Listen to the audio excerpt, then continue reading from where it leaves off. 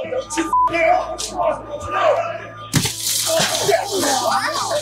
the f? Call police!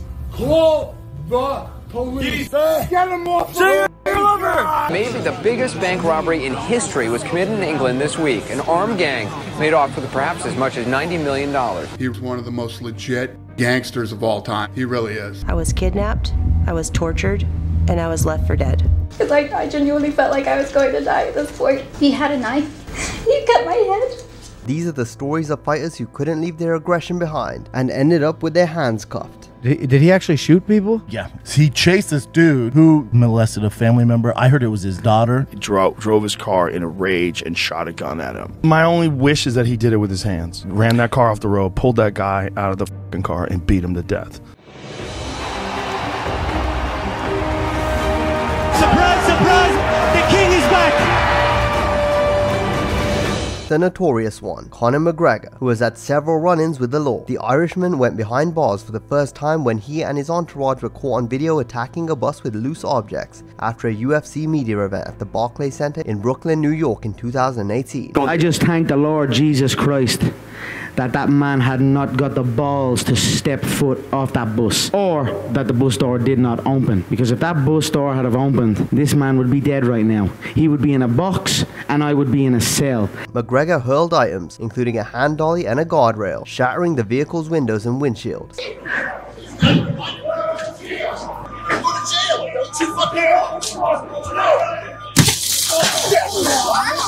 What the f? You pussies! Several UFC fighters on board were injured and had to miss their upcoming fights. The assault was in retaliation against former UFC lightweight champion Khabib Nurmagomedov, who had confronted McGregor's teammate and close friend Artem Lobov at a hotel earlier that week. I give you slab, Artem, I give you slab. You eat this like a woman, like a baby. What happened now? Something changed? Or you with 30 people? Let me know. For you, this one for Conor, like this. Ты 40 человек здесь собрал, меня напугать решил, что ли? Козел, блядь. Если ты был бы мужчина, ты мне отправил бы смс-ку. Клянусь Аллахом, бой, не бой, я пришел бы туда, там, где ты сказал бы. В любое место. Что, Бруклине мало места, где мы могли бы встретиться? He hurt a lot of my peers.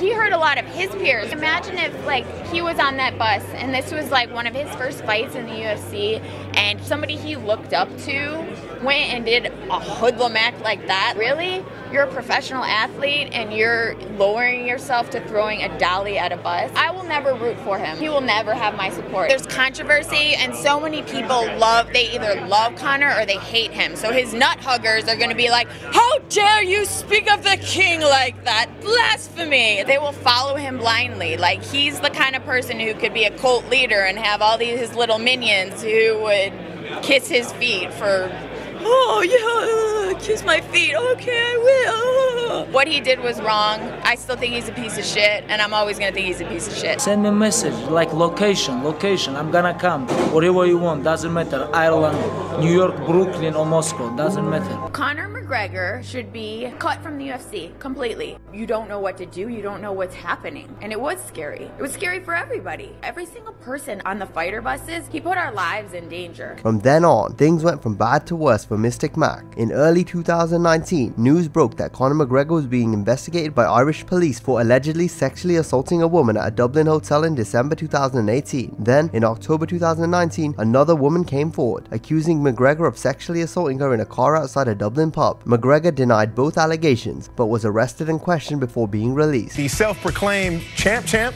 has found trouble with the law again. UFC star Conor McGregor is under investigation for a second alleged sexual assault. He denies the claim, but according to reports, it is alleged to have happened outside a Dublin pub. Also in 2019, McGregor was arrested for criminal mischief and strong arm robbery after grabbing and smashing a fan's phone when he tried to take his picture in Miami Beach. The Irishman spent several hours in jail before being released on a $5,000 bond. McGregor reached a settlement with that man and avoided criminal prosecution. The charges, unsurprisingly, were eventually dropped. In the same year, McGregor punched a pub customer in August 2019 after the man repeatedly refused a shot of his proper number 12 Irish whiskey, a brand McGregor had launched the year before. In reality, it doesn't matter what happened there. I was in the wrong. That man deserved to enjoy his time in the pub without having it to end the way I was in the wrong. I must come here before you and take accountability and take responsibility, and I owe it to the people that have been supporting me. In November, McGregor pleaded guilty to the assault, paid a fine, and avoided a potential 6-month jail sentence. The victim also received an undisclosed sum in compensation. In September 2020, McGregor was detained and questioned by authorities on the French island of Corsica for alleged indecent exposure and sexual assault in a bar. He spent 2 days in custody before being released. And what McGregor can do, Jorge Masvidal can do better when it comes to assaulting one's rival outside the octagon. Forget about your children, you deadbeat mother dad. You a deadbeat. You're a handout little. Still got your Obama phone? I had an Obama phone. Yeah, you did. You lying ass piece of shit. You're a lying ass piece of shit, bitch. Yeah, that's right. You're a phony Montana. This ain't Tony Montana, it's phony Montana. Hey, why you so mad, bro? Why you so mad, bro? Because I can't stand your ass, bro. I can't stand people to talk about people's I remember when you used to tell me you get mad when you're scared. It's okay to be scared, bro. The UFC keeps this little bitch well hidden from me, man. Local MMA fighter now under criminal investigation after cops say he was caught on camera attacking another MMA star at a Miami Beach hotspot. Was Colby Covington ambushed? That is UFC superstar Colby Covington nursing a broken tooth outside of Poppy Steak on South Beach, according to eyewitnesses. One guy clocked him about 3 or 4 times in the face. According to a Miami Beach police report, the victim said he was leaving the steakhouse when he was attacked by Masvidal, who he says punched him with a closed fist twice in the face, fracturing a tooth. The victim told cops Masvidal was wearing, quote, a hoodie raised over his head and sweatpants. I'm gonna murder Colby in the cage, legally. What happened illegally? Allegedly, a lot of things happened. Allegedly. I don't know. They're saying a lot of things, but In 2022, Masvidal was arrested for allegedly assaulting rival Colby Covington outside a Miami Beach restaurant. Masvidal reportedly punched Covington twice in the face, fracturing one of his teeth. Covington claimed the attack happened without warning as he was leaving Poppy Steak restaurant and mentioned that Masvidal accused him of talking about his kids during the altercation. You end up losing to Colby. A few weeks later, you end up running into him. Allegedly. Allegedly. Allegedly. I was going on my way to get some acai and I ran into this motherfucker. Something did happen, allegedly. You got charged with 2 felonies. You originally pled not guilty, and then you ended up pleading no contest. Yes, sir. This guy dropped a video on a podcast, a very known, podcast, you know? And he's talking about if he sees me in the streets of Miami, he's literally gonna kill me. Now, it just so happens after he drops that video, allegedly, he runs into a motherfucker that looks like me, and that motherfucker that looks like me and beats his ass, and that motherfucker gets in trouble, and then they blame me. What's up? I'm from Dade County. You talk that shit, you gotta back it up. That's how my city rolls, man. The affidavit also stated that Covington's $90,000 Rolex was damaged. He ran away. There's a 911 call of him having the SWAT force come to his rescue because I beat the living shit out of him, you know? And you know, Allegedly. Allegedly, you know? Because after the fight, he had a broken tooth. He claimed he had a brain injury, and he got pretty fucked up. One of the press conferences, I go, don't bring in my kids again, bro. It's gonna be for life. Masvidal turned himself into police on Wednesday night and was charged with aggravated battery and criminal mischief. Masvidal was later released and accepted a plea deal, though he warned to do it all over again if he got the chance to do so. And I got no problem taking care of business every time I run into certain individuals, and he's one of them, you know? If I'm at Erewhon today and I'm getting my water and I come across this motherfucker, God be with him, brother. Next on our list is Jeremy Stevens. Who the fuck is that guy? Who the fuck is that? Who was arrested on October the 5th, 2012 in Minneapolis just hours before he was scheduled to fight Yves Edwards in a UFC contest. You know, the kid's been here since Monday. No secret that he was going to be here Monday, Tuesday, Wednesday.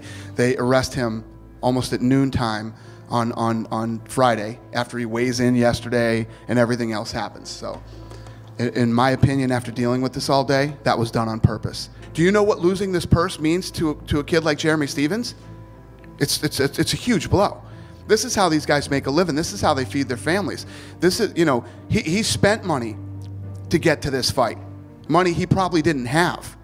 And now he's really screwed. The charges against him included willful injury and assault causing bodily harm, stemming from an alleged incident in Iowa the previous year. Stevens was taken into custody and extradited to Dem 1, where he remained in jail for 12 days. On October 17, 2012, he was released from Polk County Jail. Nate Diaz. MMA free agent wanted by New Orleans police after a violent fight on Bourbon Street this past weekend. Investigators are trying to track down Nate Diaz here, who's accused of beating someone unconscious around 2 a.m. Saturday on Bourbon near Conti. Officers sent out an arrest warrant for Diaz on a charge of second-degree battery that left the victim unconscious. In 2023, Diaz was caught on camera choking unconscious YouTube personality Rodney Peterson, aka not Logan Paul. Diaz's attorney claimed he acted in self-defense, stating that Peterson, who has a background in boxing and amateur MMA, aggressively confronted the UFC legend. I walked out of this bar and the whole street was fighting. I didn't even know who was fighting. I'm looking and then fake Logan Paul runs up in my face. And he pushed into me. I had my headlock and then the whole street was going crazy. Like, these fools are gonna fuck me up. So I choked his ass.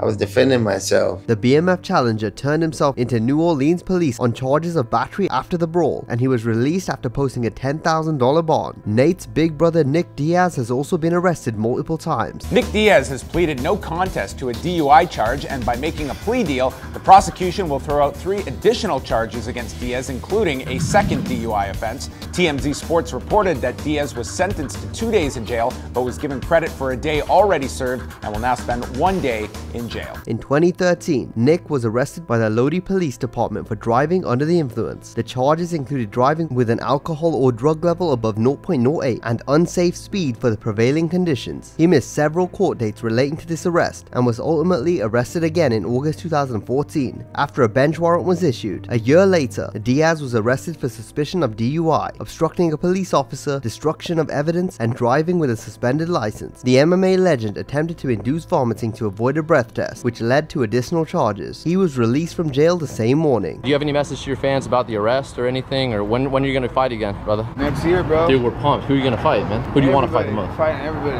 next year. Okay. Thursday night on this quiet street in West Las Vegas, police and an ambulance. UFC welterweight Nick Diaz in cuffs, accused of domestic battery by strangulation. TMZ reporting the woman claims he was in a drug-fueled rage, slammed her to the ground, then choked her.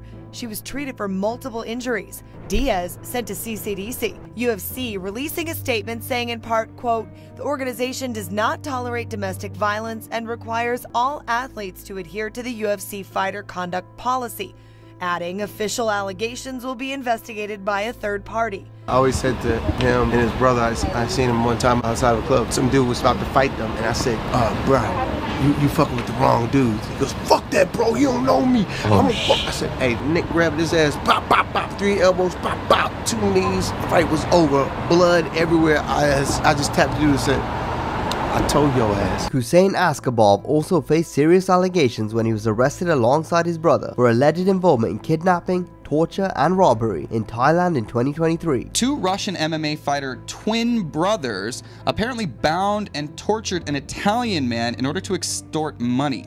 So, renowned MMA fighters Hussein Askabov and his identical twin brother Hassan have been detained in connection to a violent home invasion in Chung Talai Resort in Phuket, where an Italian resident was robbed of personal items exceeding 12 million baht.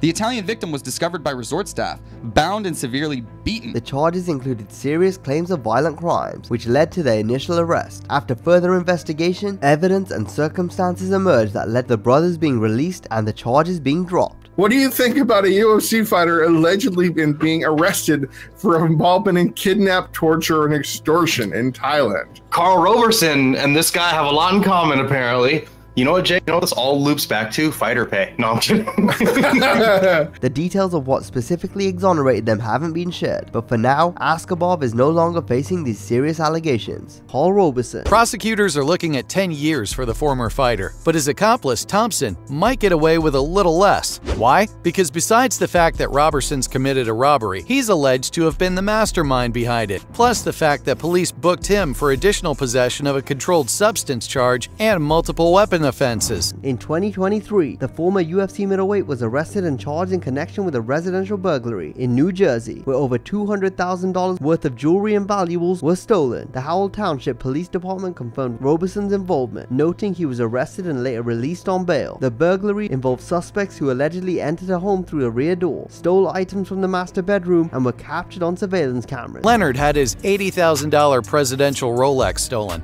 along with $60,000 in Cuban chains apiece. None of it's been recovered. Robeson and another suspect, Dathan Thompson, were identified through advanced technical analysis and arrested. The late great Anthony Johnson had his troubles outside of the cage as well. In 2010, Rumble was convicted of a 2009 domestic battery charge after pleading no contest, and he received 3 years of probation. He was also charged with making criminal threats, and property damage related to the incident was dismissed. 4 years later, Johnson faced accusation of domestic abuse once again in Arkansas from his ex-girlfriend, who alleged he physically confronted her at a workplace, causing visible injuries. Luckily, no charges were filed, but that wasn't the end of his woes. In 2019, Johnson was arrested in Boca Raton, Florida, following an altercation with his girlfriend, who claimed Johnson became angry, picked her up, and carried her to another room. Now, he's been arrested, accused of domestic violence after an altercation with his girlfriend. The situation It's a different girlfriend than the original That's right. allegation, It's the correct? second time he's been arrested for domestic violence. It happened once in 2009. He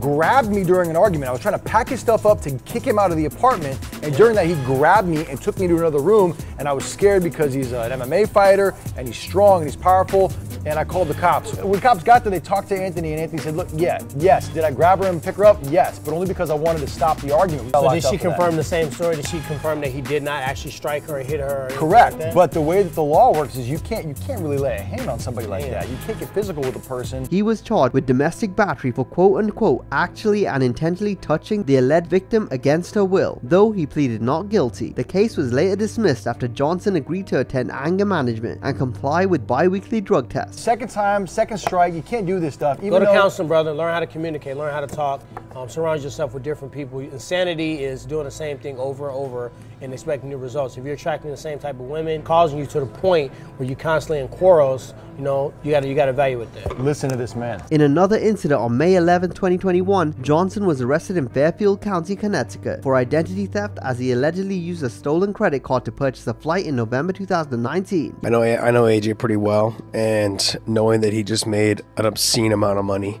he is involved in all different types of other things that are generating him money now. Okay, which only would make me go, AJ, why are you using someone else's credit card? Yeah. But like I would have to agree with you. It probably has to do with some sort of vendetta towards broken. Yeah, he pissed somebody off. But regardless, look, I know that he's not a thief. I know he doesn't need to be a thief. He's got plenty of money. He was released on a $500 bond, pending further legal proceedings. Tony Ferguson was arrested on suspicion of DUI after a rollover crash in Hollywood, California. El Cucui's truck hit at least 2 parked vehicles and flipped onto its side around 2 a.m. Initially, Ferguson refused to take a breathalyzer test when taken into custody, but he was eventually tested and declared too intoxicated to drive. I'm not sure if he's a constant drinker or user of drugs, but when he does drink, he has issues sometimes, which means that you're an alcoholic. You drink one time a year, but you black out drink and you crash a car or fight someone. That shows that you have a problem with alcohol. That's not, I mean, anytime someone's drinking and driving, you gotta maybe assume that things aren't going good. You can get some help. You can kill somebody drinking and driving. You can kill somebody fucking driving sober, let alone being buzzed. I can hardly walk straight when I'm buzzed, let alone getting a goddamn car. Ferguson was booked into the Los Angeles Police Department's Hollywood Police Station, where his bail was set at $30,000. He was later released from custody on a personal recognition bond. Former UFC light heavyweight champion Chuck Liddell, who was arrested at his home in Hidden Hills, California, for domestic battery following a family disturbance call in October 2021. Former UFC fighter Chuck Liddell was booked into jail on suspicion of domestic battery. Los Angeles County Sheriff's deputies were called to a home in the Hidden Hills community around 1 this morning. They say Liddell was involved in a physical altercation with his wife. He was being held on $20,000 bail. This just happened. I guess this happened early this morning. Chuck Liddell arrested for domestic battery. Him and his wife were involved in a physical altercation. So whenever there's domestic violence, no matter what happens, whether it's major or not, they have to arrest somebody. Yes. To get you out of the house. So I need more details before we go bad on the Iceman here. In a statement released later that day on Instagram, Liddell claimed he was the victim of the incident. He stated that his wife had assaulted him, resulting in bruising and lacerations, and that he volunteered to be arrested in a place to shield their family mental health issues from public scrutiny. Liddell emphasized the need for privacy as they navigated through this difficult time. You know, a lot of people expect the guy they see on the fight night. They see the guy walking out, the mean guy. They expect, pretty much if I'm not smiling, people think I'm angry. Like, and I'm about the biggest teddy bear you know. If you can make me angry with words, you're a pretty impressive person. I'm just not that guy. The UFC Hall of Famer was scheduled to appear in Van Noy's court in Los Angeles shortly after his arrest. The incident brought attention to their ongoing family issues, which Liddell had previously tried to keep private. I was in Vegas over the weekend. I ran into your boy Chuck Liddell. I stood back a little bit. I said, "So, is everything okay in your universe, bro? You doing okay? You've been in the news lately." Immediately when they said, "Oh, he was in prison for domestic violence," people already start judging, And I go, whoa, and I know Chuck. He's not. That's not Chuck. And then sure enough, it was the other way around, So he filed for the divorce, so that tells you a lot about that story. Liddell's former foe, Quinton Rampage Jackson, caused quite a scene in 2008 when he was arrested after leading police on a car chase that ended with him crashing into multiple cars before pulling over and being taken into custody. The UFC legend, driving his lifted 2008 Ford truck, drove over a curb, sideswiped 2 cars, and continued despite a flat tire. A motorcycle officer attempted to pull him over, but Jackson fled, running multiple red lights and eventually crashing into a Toyota Camry. Initially, Jackson claimed the incident was due to a spiritual war in his head and that he heard the voice of God telling him to save a friend he believed was suicidal. He also mentioned he hadn't slept for days and was only consuming energy drinks, indicating a state of delirium. Me not sleeping and not eating for a long period of time made my mind, I was delusional. Now I look back at it, I wasn't right. So whatever I read from the Bible, and I watched The Secret, the DVD, The Secret, I watched that, and in my mind, I come up with this thing that we will ourselves, and you can will yourself to die. My friends were telling me to go to sleep, and I said, I sleep when I'm dead. I sleep when I die. And I said, and I will it. Now, like, whoa. I had to change my will, but I got scared to go to sleep at this point in time. This is the time where I wanted to go to sleep now. I had been up for a while, Now I want to go to sleep. And then I said that, and I got scared to go to sleep. And I started drinking energy drinks. Is it safe to say you're going through a spiritual battle? It's safe to say at that time I was going through a spiritual battle, and my mind wasn't right. I was very delusional from. We've always liked Rampage. Rampage is a good guy, and we care about our fighters and the guys who are with us. So the whole thing didn't make sense to me. When it went down, I was like, the only thing I thought is he must have taken drugs or something. He must have taken drugs or gotten drunk. Which wasn't his personality. It was baffling. So I jumped on a plane. I was actually at the police station before he was. That's how fast I got there. I live in Nevada. He lives in California. I got over there and it ended up, they tested him for drugs. No drugs in his system. No alcohol. He had something called delirium. UFC President Dana White flew to Orange County and posted the $25,000 bail to help Jackson with his legal troubles. Rampage later revised his story, stating that his friend was indeed on the verge of suicide, which was why he led the police on the chase. People think that I was running from the police and with a picture on the side of my truck like I'm that stupid. I didn't even know the police was there. How can I run from police with a big picture on my truck? So my whole objective was to save my friend's life. That was the car that I so happened to be in. It didn't even dawn on me what had happened. I didn't even remember what had happened because my mind wasn't right. I hightailed it over there, there was traffic. So I just figured I'd go around the traffic and save my friend's life, watch The Secret with him, and tell him, The Secret is not bad, but just watch the end of the DVD. Choose life. Choose happiness. The Secret will teach you that you can attract anything to you, cars, wealth, everything. And I felt like I was attracting some of that stuff. That's why I believe in it. Jackson, I have a form that indicates you are about to plead guilty to 1 felony and 1 misdemeanor. I decided to plead guilty so, I accept responsibility for what I've done, and I don't want to put those people through anymore. Darren Till also had his GTA moment in 2019 in Tenerife, Spain, where he and his friends were expelled from a hotel for vandalizing property and stealing a taxi, while the driver was loading his luggage into the trunk, leading to their arrest. I'll tell you the God's honest truth about this story. As I said to you, I'm 100%. I won't just go out and drink 5 pints. I'll go out and drink 100 pints and steal taxis. That's what I do. That's my thing. So, got there, 5-star hotel, got in the room, fucking lovely, lavish. Right, let's get out there. So we went out to like the strip in Tenerife. Everyone knew me. Yes, Darren buying me shots. So that was it. Got a taxi back to the hotel. Now, I've done this a few times before this incident, so I must have a thing for it. As my mates are walking through the hallway, I've grabbed the fire extinguisher and just went...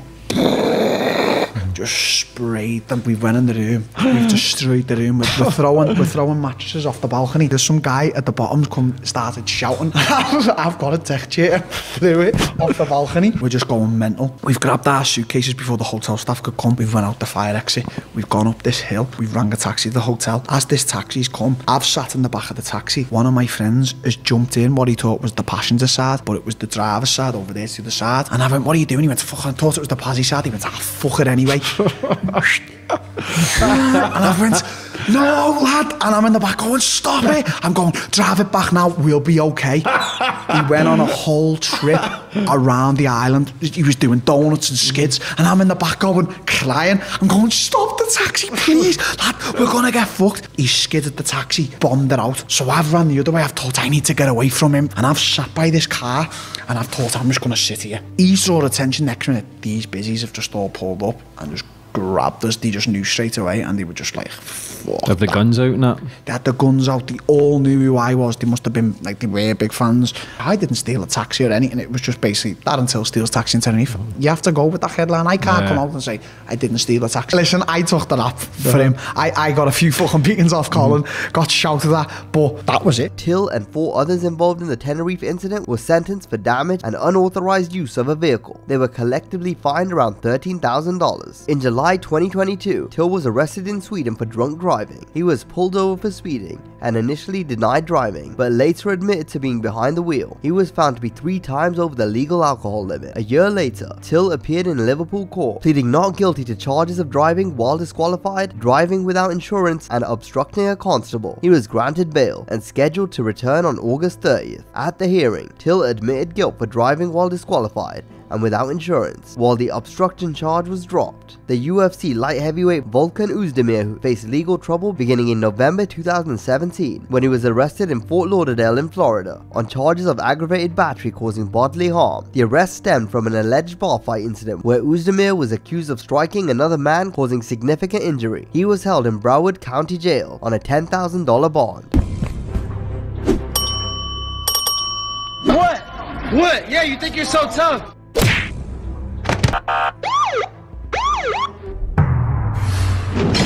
Volkan, it's nice to meet you. What's it like now getting the spotlight on you and having the year that you've had and now being in this position? I want to be always active, you know. I want to be the guy.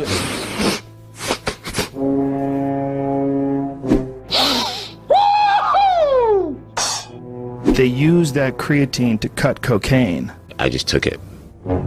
Following the arrest, Oezdemir's legal situation evolved over several months. In July 2018, the charges against him were dismissed. Oezdemir maintained his innocence throughout the process, stating that he had acted in self-defense. The dismissal allowed him to refocus on his MMA career without the burden of the legal charges. Melvin Gillard also went to jail for assault in 2018. Gillard first faced domestic violence charges in April 2018 for allegedly choking his girlfriend. The woman called cops and said, this dude hit me in the face and strangled me. So they came to the home in Colorado in April, and he was arrested for strangulation. The woman told police that she was just asking, she said, we've been dating for a while, and I asked him when he was going to leave his wife and, you know, date me seriously so we could have a relationship. And that's when he flipped out allegedly and got physical with me. So he was arrested at a court date on September 10th. A few months later, while working as a doorman at the Gin Mill Bar in Denver, Colorado, he knocked a patron unconscious after a confrontation. Gillard was arrested but later released. Another few months later, he put his violent tendencies on display at Bar Standard, where he knocked out 2 patrons. The incident, along with the June one, resulted in 6 charges, including multiple felonies. When he was arrested for that violent rampage in a Colorado bar earlier this month, he knocks this dude out cold in the middle of a bar around 2 o'clock in the morning. He's beating up drunk people in the middle of a Colorado bar. What a jerk. So now he's not only facing domestic violence charges from back in April, but now he's also been charged with assault for the bar attack in September. Long story short, this dude is up to his eyeballs in trouble, and I don't see a way out, especially when you have that video. Gillard pled guilty to the charges from both assault incidents. As part of a plea deal, he avoided jail time, but was required to pay restitution and serve 2 years of probation. Gillard also agreed to a plea deal for the domestic violence charge, which contributed to his probation and other legal obligations. Now, domestic violence and assault is probably the most common reason why UFC fighters end up in jail, and Michael Johnson's case was no different. Johnson was arrested and charged with battery over a domestic dispute, as documented in online police records in 2014. The UFC temporarily barred Johnson from competing pending a third-party investigation. Following a thorough review, which included personal interviews and independent confirmation that Johnson fulfilled all UFC requirements, he was cleared to resume competing. Jeremy Jackson was sent to 25 years to life in a California prison for robbing his ex-girlfriend's house and then raping her at fake gunpoint in 2008. Despite his lawyer's advice, Jackson pled guilty to the charges to avoid possibly facing a harsher sentence of 60 years to life if convicted by a jury. His attorney argued that Jackson was innocent and that the pressure of the trial led him to admit guilt. Jackson had been in jail for 2 years before the case was resolved. He last fought in the UFC in 2006 and had a notable win over Nick Diaz in 2002. Cedric Dumas has a history of legal troubles. His adult criminal record began in January 2014 with a shoplifting arrest, though charges were dropped. In September 2015, he faced charges for aggravated assault and trespassing, but pleaded guilty to weapon possession. Same old stuff I was doing back in 2012 and up. I wouldn't even be here. I'd be dead or in jail. In 2016, Dumas was arrested for resisting arrest, domestic battery, and loitering, receiving probation and intervention classes for the domestic battery charge. He also faced DUI issues and driving with a suspended license. Despite these problems, he continued to compete in MMA, gaining notoriety through Dana White's Contender Series. In February 2024, Dumas was arrested for battery after an altercation with the mother of his child, which he live-streamed. He later pled guilty to felony possession and was placed on probation. Okay, yeah, she said y'all was called for disrupting the peace. That's what she said. So it was a disturbance call in regards to her boyfriend was banging on the door and ringing the doorbell. And I'm not her boyfriend, so that wasn't me. We been broken up. So I'm not her boyfriend, so if that's her boyfriend banging on the fucking door? I'm going based off of the notes. That's what it said. So period. So what was told to dispatch was a boyfriend, so that's why I stated that. You guys aren't together. We're not together. I am just fucking walking. That's what I was telling you. That's what I asked you. Am I being detained? You said no. Then how bitch ass want to come to me about, oh, you're disrupting the peace.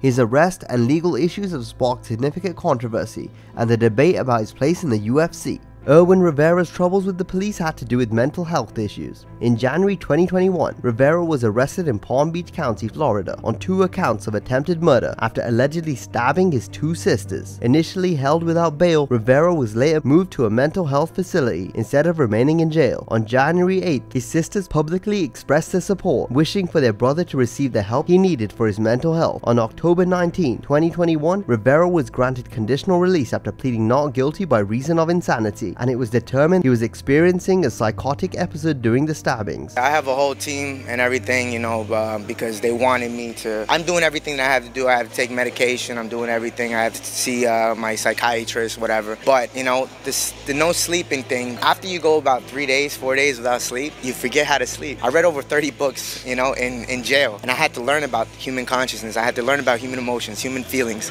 Crazy shit. But I found my answer from my perception of what it was that I needed to do, you know, to get back here and live the best life that I could live. Michael Graves' case isn't too different. He was arrested in Atlanta on charges of misdemeanor battery and family violence. His fiancée reported to police that Graves physically assaulted her during an argument in their car, punching and elbowing her in the head. She described severe swelling on her face following the incident. A witness corroborated her account, describing a loud slap and seeing Graves leave the vehicle. Graves was found a few blocks away and was positively identified by his fiancée. The UFC removed him from his scheduled fight at UFC Fight Night 100 as a result of the arrest. Graves was released from jail on a $5,000 bond and was fired by the UFC. Let's talk a bit about Rob Emerson, who was dripped in gang-related activities until he found an escape in MMA. Yeah, or jail. Yeah, jail. I got locked up for like some street fights when I was like 19. Yeah, I did like 9-month little thing at the county jail right there. And so yeah, Joe's son was my bunkie up top, and crazy, yeah. And it was like rolling around in feces and stuff to get. I think he couldn't handle being there with the other inmates and stuff and general pop, so he kind of he was rolling around in shit and feces all night long. I think just trying to act crazy, so he got rolled out to a psych ward or whatever. But it's genius though. If I'm about to get a bunch of time, I'm gonna try to go to the fucking crazy house. Yeah.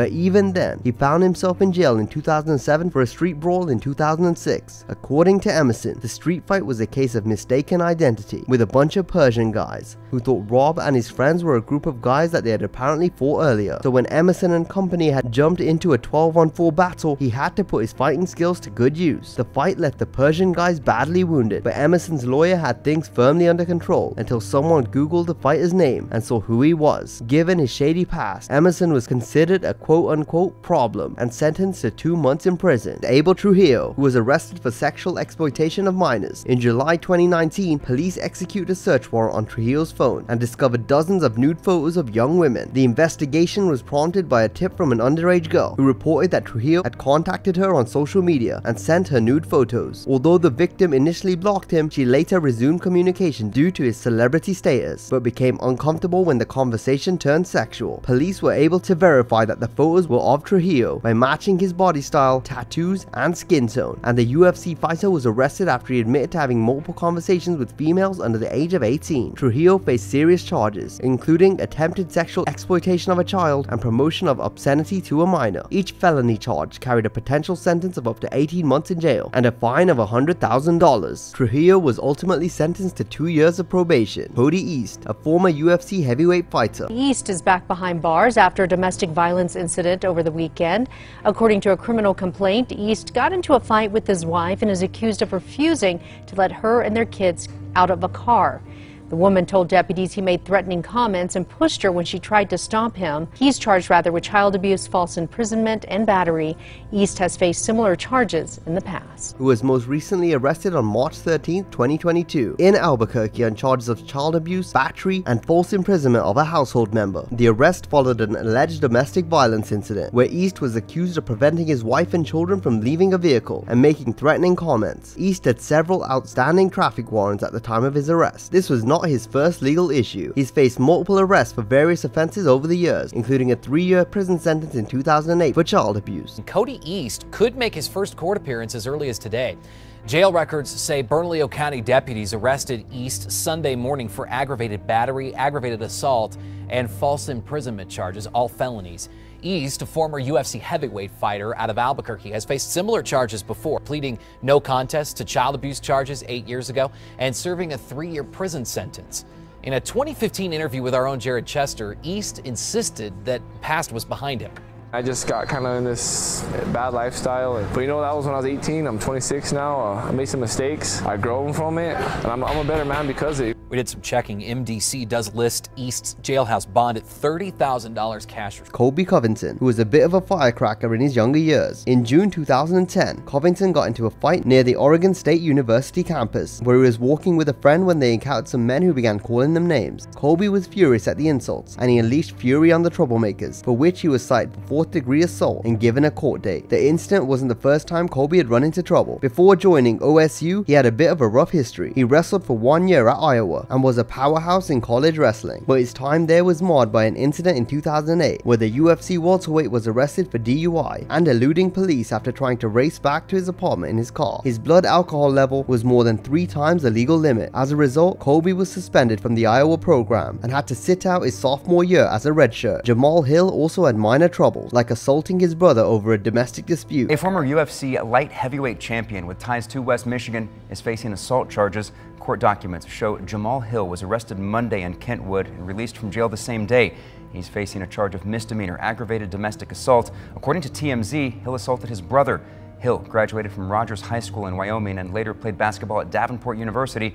He'll be in court in January. The trouble started with an argument over whether Hill's sister-in-law should be paid $300 for cleaning the former UFC champ's vacant home. The argument escalated into more personal issues, with Hill's brother accusing him of not texting his own daughter on Thanksgiving and being disrespectful to women. During this heated exchange, Hill allegedly punched his brother twice in the face and shoved a female witness. The punches reportedly knocked his brother down and left him badly dazed. I've been advised not to speak on it, which I know not to speak on it. I just can't wait for the truth to be told in court, and I will wait for that day, and I look forward to that day. According to the report, Jamal and his brother James made an agreement for James and his wife to clean Jamal's house for $300, which had been left vacant and without electricity, causing food to rot and spoil. Jamal and James began arguing around 7 p.m. local time about the house being cleaned and other family matters. According to James, Jamal took off his shirt and got in his face, before allegedly punching him in the face, knocking him to the ground. James claims that he stood back up and his wife tried to stand between him and Jamal. He claims Jamal then reached around his wife and punched him in the face once again, causing him to fall and become dazed. An officer noted that James had a tooth knocked out during the alleged dispute, and James's face had significant swelling.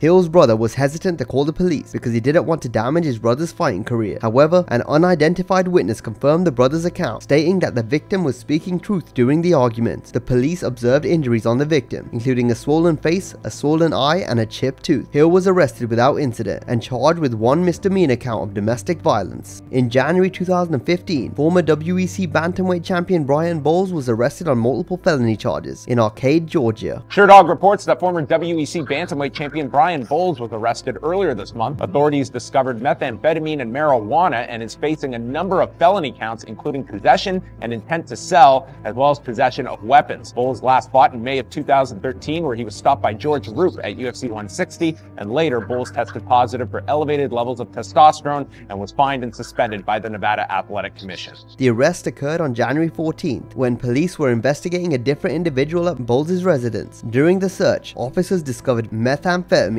marijuana, other narcotics, a firearm, and packaging materials. Bowles, along with a person named Romney Moon, faced 6 felony charges, including possession of these drugs and intent to sell. Bowles remained incarcerated at the Jackson County Sheriff's Office following the arrest and was fired by the UFC. Next up is Alexander Gustafsson. Surprised, right? Och sen så blev jag dömd av ett par grejer och åkte in. Och det var ju då liksom jag hittade MMA, om man säger. Gustafsson is surely the most shocking person on this list. Long before MMA came to his rescue, the Swede was a loose cannon, and he found himself in a ton of trouble because of it. In his youth, the Mauler was involved in gang-related activities and frequent fights in his hometown of Arboga, and his problematic past followed him until he moved to Gothenburg in an attempt to escape the world of crime, after he was sentenced to 1 year and 3 months in prison in 2005. Recalling his time behind bars, Gustafsson described it as an extremely challenging period, but also one that turned him into the man he is today. Leon Edwards had plenty of trouble in his teens as well. When the UFC welterweight champion was 13, his father, a former gang leader in Kingston, Jamaica, was murdered in London, which deeply affected him and led him towards a life of crime during his teenage years. On the way home from school, see if you're going to fight, you can get robbed daily, you can get bullied daily. And the first year of school, someone got stabbed in my school. You know what I mean? That's the kind of school I went to. And 3 fatal shootings in as many weeks. Birmingham now has the highest concentration of gun crime in the country, with 3 serious gun crime incidents here every single day. He and his crew were involved in fights, robberies, and stabbings, and they sold drugs. Edwards was arrested multiple times for fighting and carrying a knife. Ever had somebody try to pull a knife out? Yeah. I used to bring like a knife to school when I was young. At 14, for protection? Yeah. But luckily, his mother enrolled him in an MMA gym before things went south. Edwards' compatriot Ian McCall was arrested on August 14, 2012 for driving on a suspended license. Though he was expected to be held for 30 days, he was released from the Central Men's Jail in Santa Ana, California after serving 16 days. What happened exactly and what the whole ordeal was that went down a month ago? I got a ticket driving my wife home, and we got pulled over. The cop said, you have a suspended license. So I said, okay. Told him I'm on probation from my past life, and he said, take care of it. So I went with my agent, Jason House, at Iridium Sports Agency. And I paid like $3,500 for the fines. On top of that, someone who's a known drug dealer, his name is Michael Gregory. I used to be friends with him. He's an actual drug dealer. I think he's in jail now, and he's a rat because he said my name. Yeah, I make enough money with UFC. If I was a drug dealer, I would have a Range Rover and nice shit, but I don't. DEA has a helicopter. They raid my house. Like, they're a helicopter. Your guys' tax dollars going to a helicopter to follow me around. They raided my house. They searched my house. They searched my phone. All this stuff. Didn't find anything. because I'm not a drug dealer. Following his release, McCall was sentenced to 1 year probation and fined $300. He announced his release on Twitter, expressing relief and readiness to return to work. Earlier reports incorrectly stated that McCall faced 3 arrests in 2012 for driving-related violations, but the records confirmed 2 of these incidents were citations, not arrests. Chris Lieben has also been arrested multiple times over the years. In 2010, he was arrested in Honolulu on suspicion of driving under the influence after crashing his pickup truck near the Kapiolani Boulevard exit on Interstate H1. He was subsequently released on a $1,000 bail. 5 years later, Lieben faced more severe legal troubles when he was arrested for breaking into his ex-wife's apartment in San Diego, California. The charges include felony possession of a weapon and 11 counts of disobeying a court order, violating a restraining order filed against him by his ex-wife. Unfortunately, I'm going through a divorce, you know. She more or less turned in illegal firearm that I had. Yeah, you can't have machine guns in Southern California. Apparently that's illegal. That's my bad. You know, I'll claim that one. But you know, she turned it in and then kind of wrote a bullshit TRO that they threw out. They threw everything out, obviously, because nothing was true except for the fact that I did have an illegal firearm, which is my bad. Can't do that. Upon arrival, police found a .45 caliber pistol on a bed in the apartment, which belonged to Lieben. In August 2015, Lieben pleaded guilty to the felony weapons charge and to misdemeanor charges of vandalism and violating a restraining order. Consequently, he was sentenced to 120 days in jail and 3 years of probation. Renato Sobral is another fireball, who not only held fighters in chokeholds for longer than he should have, but he also cracked chins and broke bones outside the cage. In 2007, Sobral was arrested and charged with trespassing and battery, following an altercation with a club bouncer at a Hard Rock Hotel in Tampa, Florida. And you're in Tampa partying. Uh-huh. Do you remember what took place that weekend? They got arrested? You got arrested? Yes. Yes, I got arrested that day by mistake.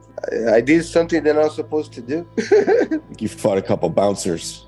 No, I didn't fight. I wasn't a fight. I didn't punch anybody. I just spit a bubble gum on the person. And you get, oh, this is cute, man. It's assault. It is. The Brazilian was later released on a $1,000 bond. Now, who would have thought that Dustin Poirier would be on the list? The Diamond is one of the nicest human beings you could ever meet, but with a dark and violent past. At 10, Poirier was suspended from school for knocking out a 15-year-old in a boxing match. A few years later, the UFC legend ended up in juvenile detention because he wouldn't stop battling on the mean streets of Lafayette, Louisiana. Started going to high school at a pretty, rough high school. Started running with the wrong guys, hanging around with the wrong people, doing the wrong things, had no business doing, shouldn't have been doing. And, that got me into juvenile detention and court-ordered programs, boot camps. Got arrested for truancy and, they put me on probation and then all kind of stuff just kind of went from there. Poirier has been open about his troubled early years, mentioning that he dropped out of school in 9th grade and faced various legal as well as personal issues before finding a safe haven in MMA. Unfortunately, not everyone manages to redeem themselves through mixed martial arts. Take Greg Hardy, for example, a defensive end who played for the Dallas Cowboys. Hardy was arrested and charged with attacking and threatening his then girlfriend, Nicole Holder, who was badly wounded with multiple bruises all over her body, including one under her chin, according to photos released by Deadspin.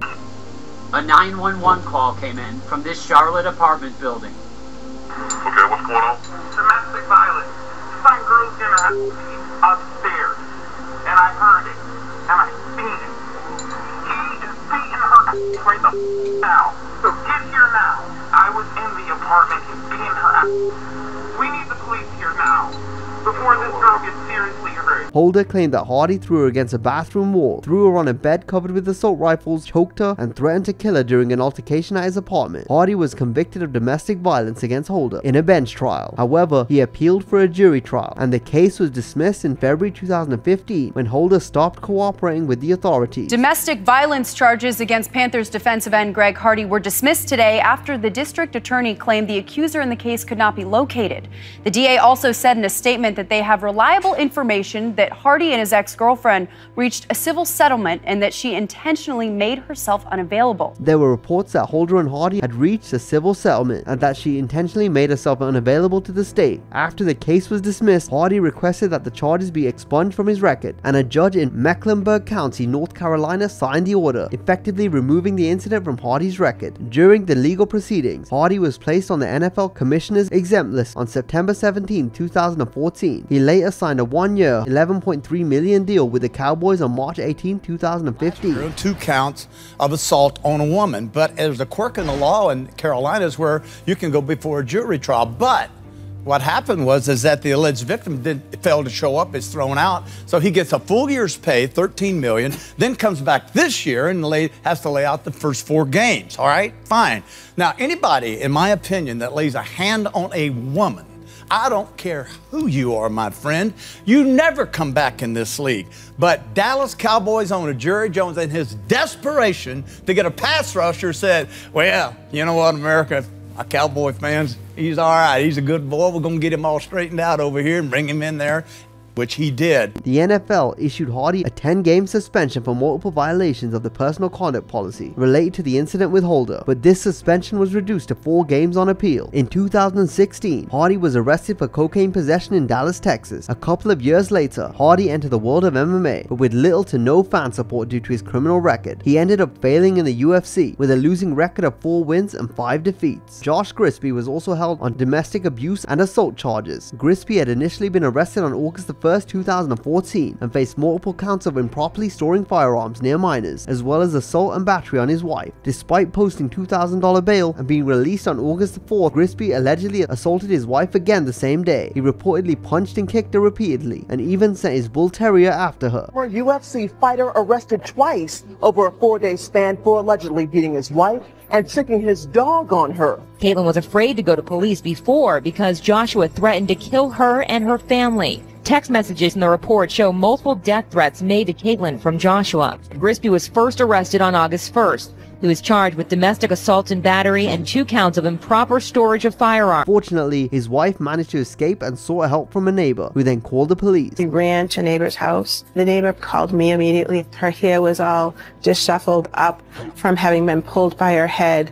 She had been punched so many times all over her body, smashed on the marble floor. Her wrist was kind of dangling and broken. Upon searching Grisby's house, police found 20 marijuana plants and 15 grams of cocaine. Grisby's wife revealed to the police that her husband had been abusive for the past 2 years of their 3-year marriage. An officer described the incident as the worst case of domestic abuse he's ever seen. On June 16, 2017, Grisby was convicted on 25 of 29 charges in the Plymouth County Superior Court in Brockton, Massachusetts. He was sentenced to 5.5 years of incarceration and 5 years of probation upon release. Stevens' featherweight counterpart Diego Brandao was arrested on April 15, 2016 in Albuquerque, New Mexico, and 4 felony counts included aggravated battery with great bodily harm. First time we're hearing from the UFC fighter who's accused of roughing up a worker at a downtown Albuquerque club and pulling out a gun. Anybody with a gun out here? Albuquerque police officers respond to a call at the downtown strip club Knockouts back in April. They were just holding him back, and I mean, he was going crazy. I'm almost positive he's an MMA fighter. He put the gun to their chest. I tell everybody, get inside, get inside. Police caught up with Brandao the next day. We go there all the time, but I feel the guy got a jealous there. But did you have a gun that night? I do have a gun that night, yeah. You just want to scare them? Yeah, I just want to scare them. That's all I want to say. I want to scare them. When they see me, they like this. Type of skinny. Oh, yeah, no shooting. I don't want to shoot nobody here. I want to ask you a question. Why are you choking me? I'm afraid to piss off and I'm drinking. I don't shoot him. The charges stemmed from an incident where Brandao was accused of pistol whipping and punching men outside of a strip club after being ejected from the establishment. Following his arrest, the UFC released Brandao from his contract. Derek Lewis, the man with the most knockouts in UFC history, had his first visit to jail in 2005 for a probation violation stemming from an aggravated assault charge while he was still in high school. So tell me about your past. Yeah, I've been like in prison, stuff like that. I did 3.5 years in prison for assault, aggravated assault, I don't street see you fight. assaulting people. That's weird. Oh, I'm kidding. I would have said that to the judge. Yeah. Your Honor, I think this is a mistake. Yeah. His second arrest came 18 years later due to a speeding violation, which came just days before his fight against Gelson Almeida at UFC Sao Paulo. The 38-year-old fighter was allegedly caught speeding at 136 miles per hour in a 50-mile-per-hour zone. Well, we have now learned that UFC fighter Derek Lewis was arrested for recklessly driving in North northeast Harris County last week. Authorities say the 38-year-old heavyweight mixed martial artist was caught driving his Lamborghini 136 miles an hour in a 50-mile-per-hour zone. According to court documents, Lewis was charged with driving his vehicle with willful and wanton disregard for the safety of persons and property by driving at a high rate of speed and changing lanes in an unsafe manner. He was pulled over after allegedly speeding past a law enforcement officer in a red Lamborghini, nearly 3 times the legal speed limit. The Black Beast was detained and later released on a $100 personal recognition bond. We saw the news that came yesterday about what happened in Houston. Would you like to say something? Nah, I don't even think that was me. Nah, that guy had hair. You seen the picture? I don't got no hair. That ain't me. I don't know. Now, like the dudes mentioned above, Juliana Pena can just be as fierce outside the cage as she is inside it. Is it hard for you to go out to bars at night, and does everybody want to kind of fight you because you're a UFC fighter? No, it's just wrong place at the wrong time, you know? No one tries to start a fight with like a professional fighter just to see? There is some tough guys, you know, but you just got to deal with it. Guys or girls? They get beer muscles, you know? The guys try to like flaunt in front of you? It's happened, yeah. And how do you deal with that?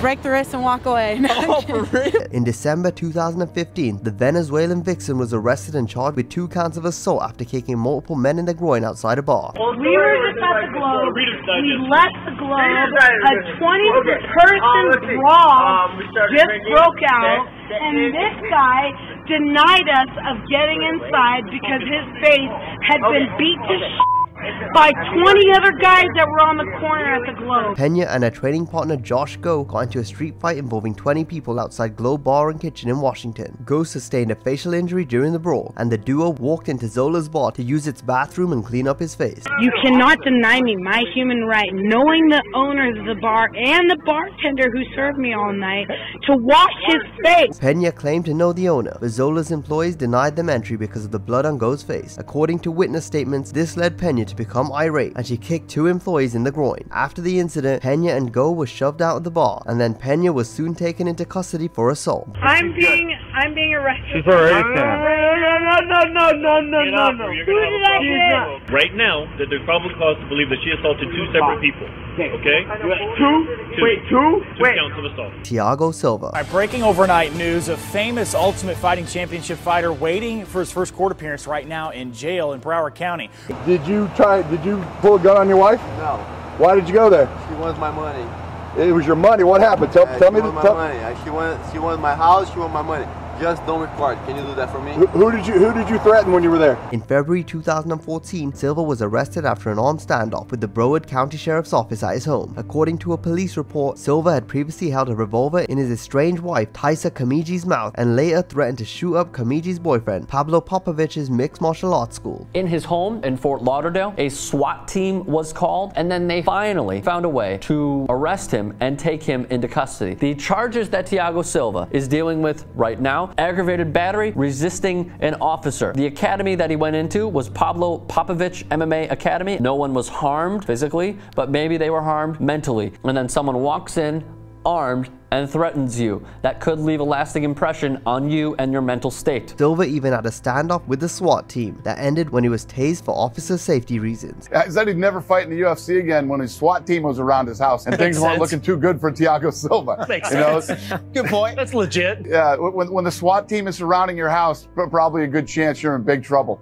The 31-year-old former UFC fighter faced charges of aggravated assault and battery, sending threatening texts, and resisting arrest without violence. However, the case was dismissed because Kamiji, the victim, was uncooperative and had likely moved out of the country. A Florida judge dropped all charges against Silva related to the altercation with Kamiji and a partner. He went through the process, and no charges were filed against him, and they let him go. He basically walked away. Charles Bennett is another ex-UFC fighter who had multiple run-ins with the police. We got felony Charles Bennett. Hey, you the first one to say that shit right, man. Everybody else been talking about Charles Felony and Bennett. I don't know who the f they're talking about this right. There you go, man. Well, I practiced. Between 1999 and 2009, Bennett faced 14 arrests on a variety of charges, including selling cocaine, burglary, aggravated battery on a pregnant woman, and possession of the drug MDMA, commonly known as ecstasy. The charge of aggravated battery on a pregnant woman from 2002 was eventually dropped. Bennett was convicted on 2 drug charges in 2000 and 2001, and found guilty of another aggravated battery in 2008, related to a domestic dispute. In January 2011, while training at a gym in Bernalillo, County, New Mexico, Bennett had a physical altercation with a teammate where tempers split, and the other fighter knocked him down. Bennett then left the gym, but returned 15 minutes later armed with a heavy piece of steel and attacked the fighter from behind. He was charged with aggravated battery, and in 2013, Bennett was arrested again for battery. I don't want to be in the police.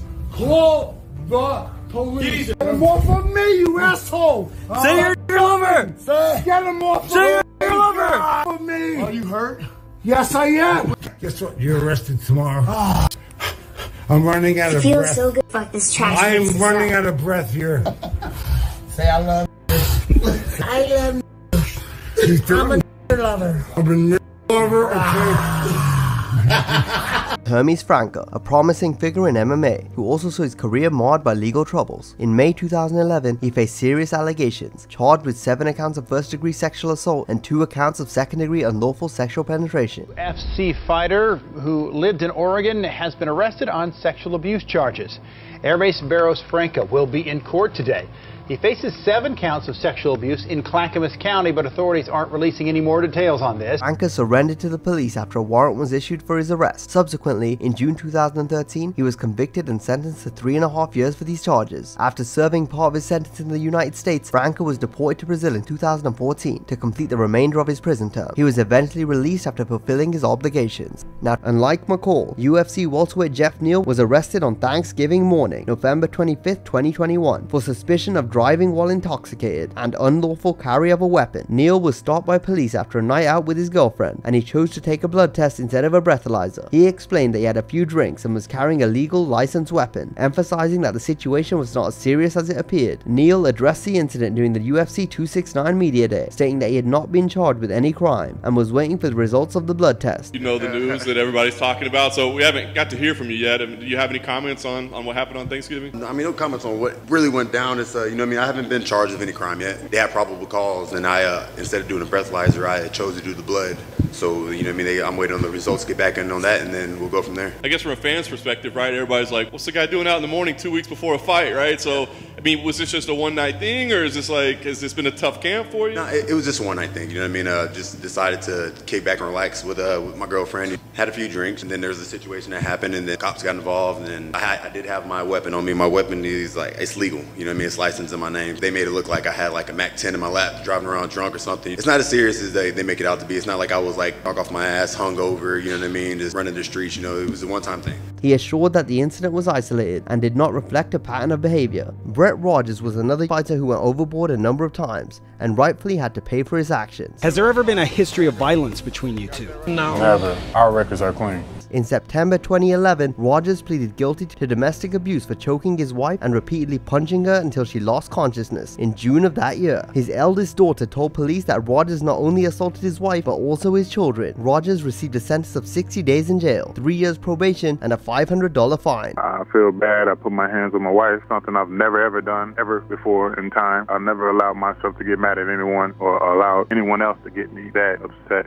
Right. For me to put my hands on them, especially, you know, someone that's my wife, you know, I love my life. You and your wife are still together, right? Yeah, we're still together. And was she the one that called the cops on you? No, actually, she wasn't the one that called the cops on me. It was the neighbors. Do you still drink? Well, I'm not allowed to drink. Okay. I'm not going to lie and say I don't drink. I will drink. Was there any kind of physical altercation with your kids? No, the kids had nothing to do with the story. Okay. The cops was just doing their job and was just trying to jot down everything. What kind of punishment did you receive as a result of all of this? Well, I did 60 days, lost the contract. Just that right there alone, right there was enough for me. I mean, it could have been worse. Mentally, how do you deal with that? It was something that I had to be patient with, and I had to take responsibility for my actions because I don't want to be walking around here just all in denial. Did people try to pick fights with you because you are Brett Rogers, MMA fighter who's fought on TV? I wouldn't say people tried to pick, but they definitely was trying to start stuff, you know. They was trying to like chirp things in my ears to get me going. After 6 years of marriage and 3 children together, Brett and Tiana are committed to working through their problems. Subsequently, Rogers faced charges of sexual misconduct in St. Paul, Minnesota. According to court documents, on November 15, 2016, he allegedly groped a library employee employee's crotch in an elevator at the George Latimer Central Library. The employee pushed Rogers' hand away and questioned his actions, but Rogers left without responding. A week later, he allegedly grabbed another man's hand and pulled it towards his groin, inviting him to hang out or visit his apartment. Further accusations followed on January 4, 2017, where Rogers allegedly made sexual advances towards a man in a restroom stall, including grabbing his buttocks. While in Ramsey County Jail, a former cellmate accused Rogers of groping his genitals twice while he slept, fearing reprisal due to Rogers' perceived dominance in the facility. Rogers denied the allegations, attributing his behavior to cultural norms of physical interaction. Now time for more serious crimes, like the one committed by Cain Velasquez, whose arrest was a highly contested affair and for valid reasons. On February 28, 2022, the former UFC heavyweight champion allegedly shot at a man in Santa Clara County, California, but hit an unintended victim. Did he actually shoot people? Yeah. He chased this dude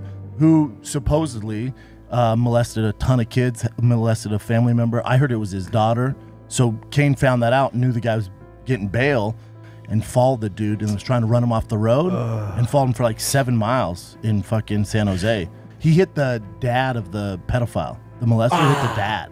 The target, Harry Galate Jr., had been arrested earlier for allegedly sexually abusing Velasquez's son at a daycare owned by Galate's family. He found out that his son had been molested by a daycare worker, and he went after that guy and drove his car in a rage and shot a gun at him. They arrested him, they kept him in jail for a long time, and they finally let him out on bond. My only wish is that he did it with his hands. My only wish is that he just ran that car off the road, pulled that guy out of the fucking car, and beat him to death.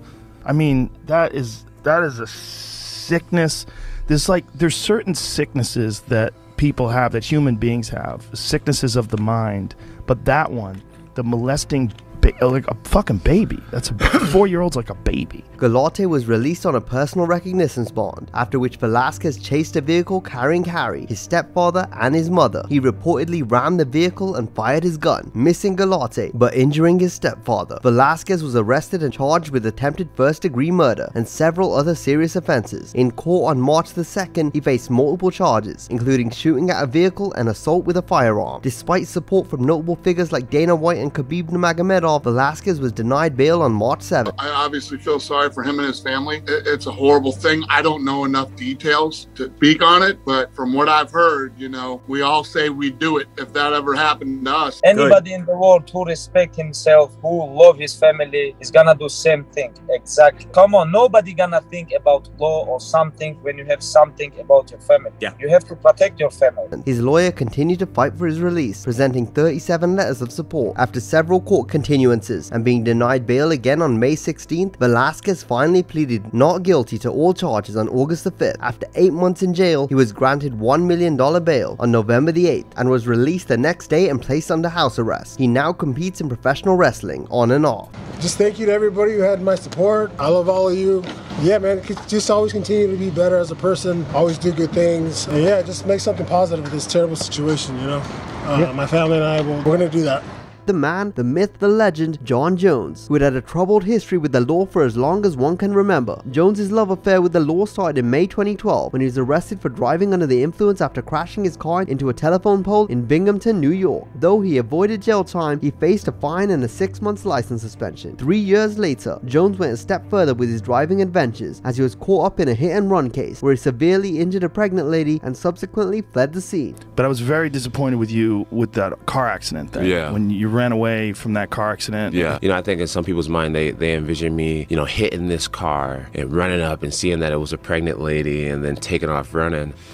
Did you look at the other person in the other car? No, I had no clue that it was a woman. I had no clue that it was a pregnant woman. Why didn't you look at the other car? Because it all happened so fast. Yeah, I know I smelled like alcohol. I just felt like if the police came, it would be a bad situation for me. I just thought the person that I hit had to have been okay, because I was totally okay. I was like, maybe this collision wasn't that hard. Bones was charged with felony hit and run and also found himself with a marijuana pipe inside his vehicle. He turned himself in and was sentenced to 18 months of probation and community service. The incident also led him to being stripped of his UFC title, and he was suspended from competition for a year. The UFC light heavyweight champ Jon Bones Jones has been stripped of his title and suspended following his arrest in a hit-and-run crash here in Albuquerque. Obviously, he's very disappointed. You know, he's upset. You know, he wanted to go down as one of the greats, or the greatest ever, and you know, he's disappointed. Things went from bad to worse for the greatest of all time as the years passed. In April 2019, Jones faced battery charges after allegedly assaulting a cocktail waitress in a Las Vegas strip club. He pleaded no contest and received 90 days of probation. I'm sorry, I know it sounds stupid, but John. Oh, sorry, I apologize. Jon Jones. Okay, the fighter. John like put his arm around me or something, like pretty tight, and I was like, oh, you're gonna put me in a chokehold. The issue is that when you put me back down over by the bar, you like smacked my The whole situation is so complicated, I'm not even really sure what to say, and this person gets away with everything. Less than a year later, Jones was arrested again, this time in Albuquerque for aggravated driving with influence, negligent use of a firearm, possession of an open container, and driving without proof of insurance. He pleaded guilty and was sentenced to 4 days of house arrest. In September 2021, just hours after his induction into the UFC Hall of Fame, Jones was arrested for domestic violence following an incident at a Las Vegas hotel room. We are learning more about the domestic violence arrest. Of the incident involved Jones' longtime girlfriend, whom he shares 3 children with. Lobby staff at Caesars Palace reports that she was bleeding from the nose and lip and stated she was scared to return to the room if Jones was there. All she would tell police is that Jones had been out drinking with friends and when he returned to the room was upset. But she says he didn't hit her. Police, however, documented her clothes had blood on them. It's like it's not even shocking anymore. It's when we bring him here, it's almost expected. You know, you can't even get him in Las Vegas for less than 12 hours to induct him into the Hall of Fame. It's a problem.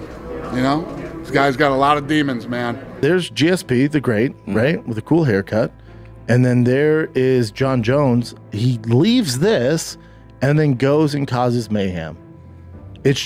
You couldn't sum up his career in, I mean, if you wrote this in a movie, like, come on, dude, this is too on the nose. We know the guy makes some bad choices, but after a Hall of Fame speech, hours after, domestic shit, and the cops get called and he gets arrested, and you're like, yep, that's Jon Jones' career in a nutshell. He allegedly resisted arrest and threatened officers. Why are you doing this?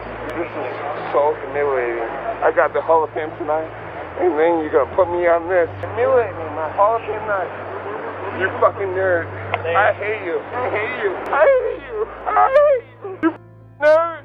I hate you so much. Please don't hurt me. Just because I'm big and black. And what did I do? What did I do? Officer Garrett Nerd. I came from my Hall of Fame ceremony, and I'm black, and I have my friends, and I did nothing to you. Go hang me, hurt me, and kill me. What did I do? A black man can't drink, getting elected into the Hall of Fame, and now this is what I got. Do you fucking cracker? You fucking cracker! Relax. What did I do? What did I do? I hate you. I fucking hate you. No, please don't. Resulting in charges that were later reduced to tampering with a police vehicle, to which he pleaded guilty and paid a fine. Like Jones, Lee Murray, who'd put the professor from Money Heist to shame. The biggest bank robbery in history was committed in England this week. An armed gang made off with perhaps as much as $90 million. An MMA fighter, Lee Murray, just scary man. Yeah, that's true. Yeah, Lee Murray is one of the most legit gangsters of all time. He really is. I actually ran into Lee Murray right after he got stabbed. He got stabbed everywhere. It stabbed wounds all over him, and they were still fresh, like he had just got stabbed. Like that, after somebody tries to kill you, you realize how easy it is to die if some dudes wanted to kill you. He wasn't the same. Days after Lee Murray got stabbed, he's walking around a event with all the stitches still in him and everything still fresh, was walking around acting like he did when I had seen him when he fought Tito in the street out in front of China White in London. I know I've heard that story. He dropped him, didn't he? This British fighter pulled off the United Kingdom's largest cash heist in 2006. It all happened in Kent, England, with Lee and his gang stealing $53 million. They dressed as cops, kidnapped the depot manager and his family, and forced their way inside. The heist went smoothly, but they didn't cover their tracks well. Security footage and a public tip-off helped the police quickly piece pieced together the crime. 7 gang members were arrested, and part of the money was recovered. He's the most gangsterest gangster that ever gangstered. Lee Murray's responsible. He was one part of the biggest armed robbery in the history of England. Now he's isn't still he in jail. Jail in Morocco? Yep. Murray and his friend fled to Morocco, but despite no extradition treaty, they were caught and Murray was tried and jailed there. It's a real shame because he definitely would have been a UFC champion without a doubt. He would have pissed all over Conor McGregor, on the real. It was the biggest cash heist ever conducted in Britain. 30 million still remains unrecovered. Joe Son's crimes were far worse, and his criminal history began with a 2008 felony vandalism charge for kicking in a roommate's car door, resulting in probation and 60 days in jail. He violated probation by not reporting to authorities, leading to an additional 90 days in jail. Now, most of you must be thinking that these are petty crimes, but this is only the tip of the iceberg. A DNA sample Son provided while in custody linked him to a 1990 sexual assault. I was kidnapped, I was tortured, and I was left for dead. Okay, Joe, let me tell you what the deal is here, okay?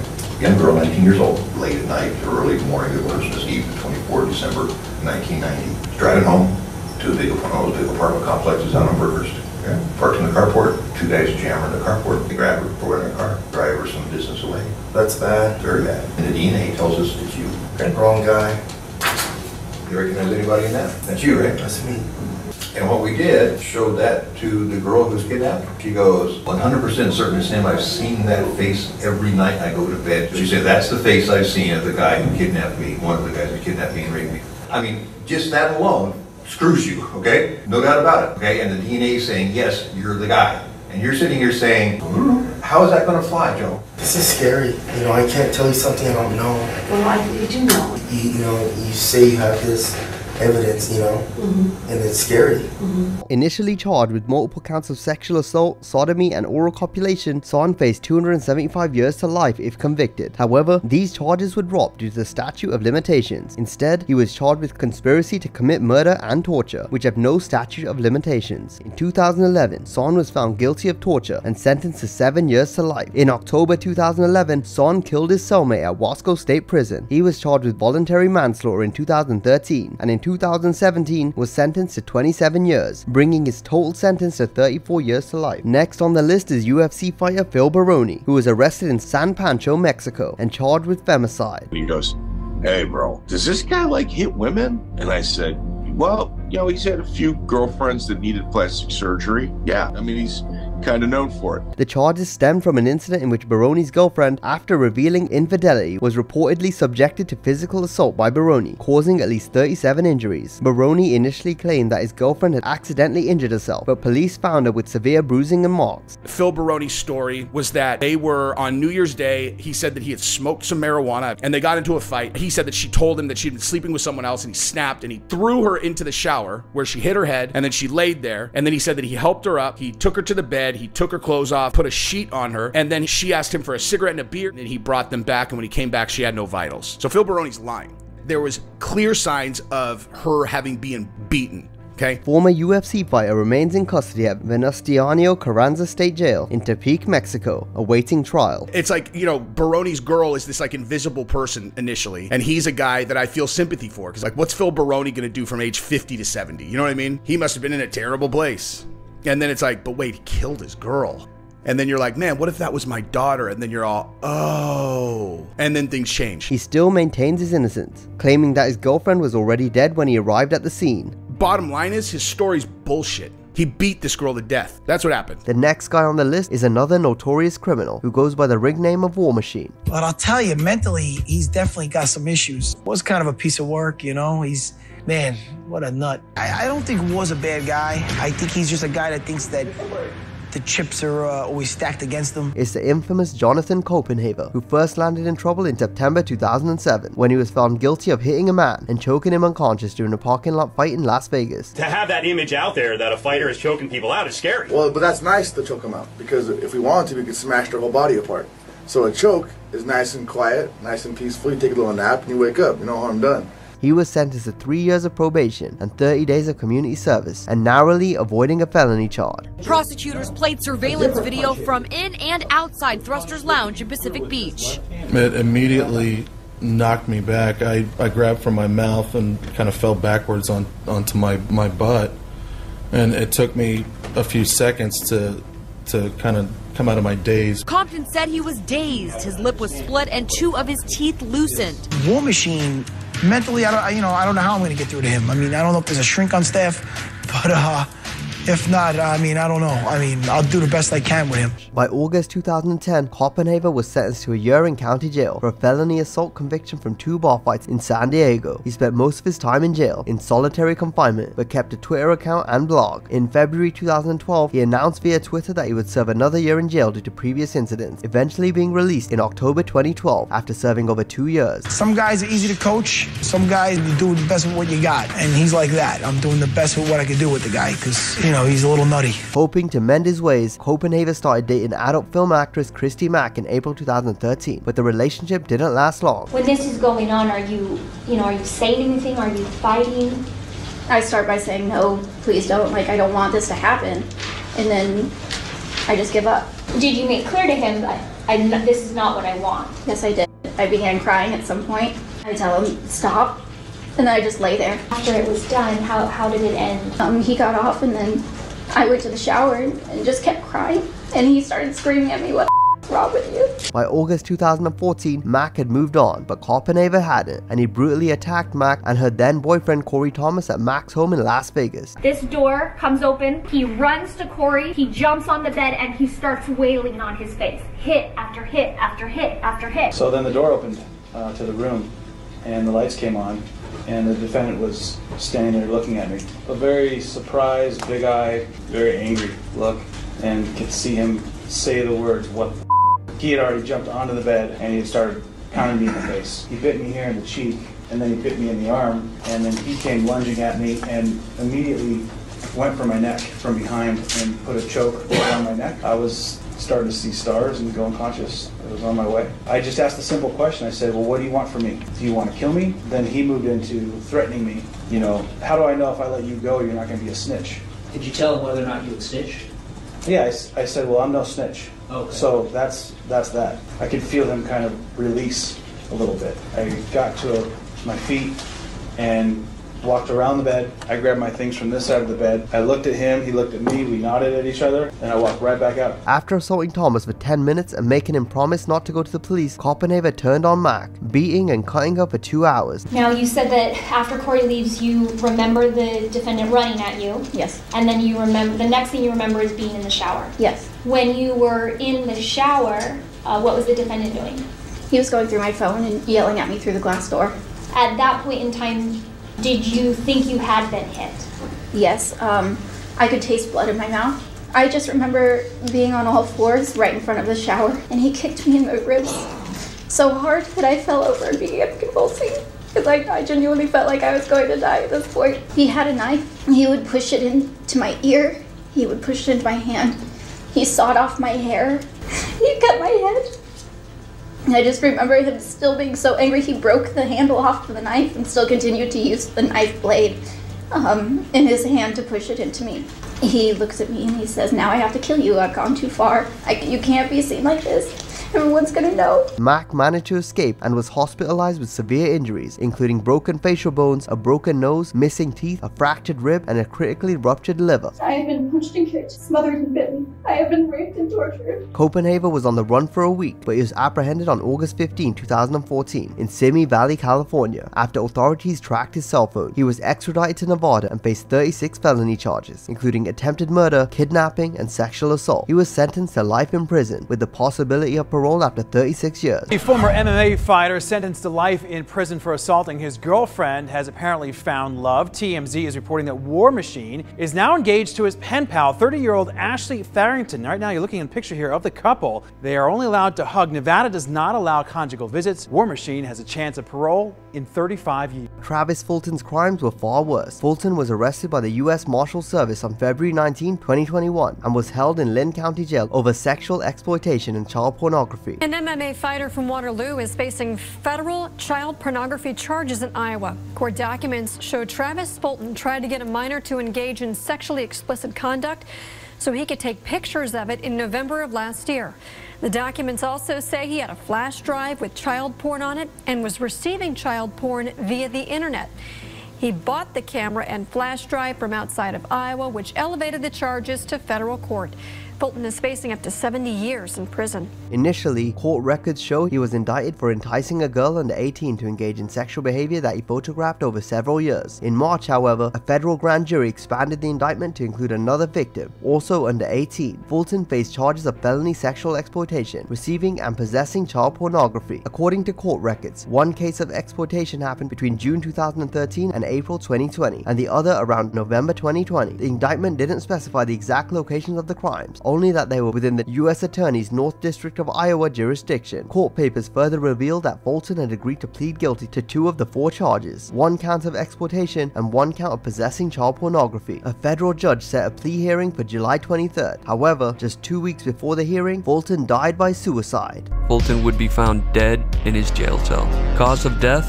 Suicide by hanging. And the final guy on the list is arguably the most dangerous one as well. He is the former fighter Andrew Osborne, who in June 2024 admitted to fatally stabbing Brian Wilkinson in an Atlantic City hotel room in September 2022. Osborne pleaded guilty to aggravated manslaughter for the killing at the Ocean Casino Resort. He confessed to stabbing the 47-year-old Wilkinson in the head and neck, and then leaving the scene wearing Wilkinson's shoes and pants. Surveillance footage showed Osborne entering Wilkinson's floor and room early in the morning, and then later leaving with a black plastic bag. Wilkinson's body was found that afternoon. Osborne and his wife fled to Philadelphia, where he was arrested 3 days later. Osborne, who fought professionally between 2012 and 2013, faces up to 25 years in prison, with sentencing scheduled for August 22nd. So these were MMA fighters who went to the big house for one reason or another. If you liked the video, please subscribe to our channel and turn on those notifications. Thanks for watching, and we'll see you next time.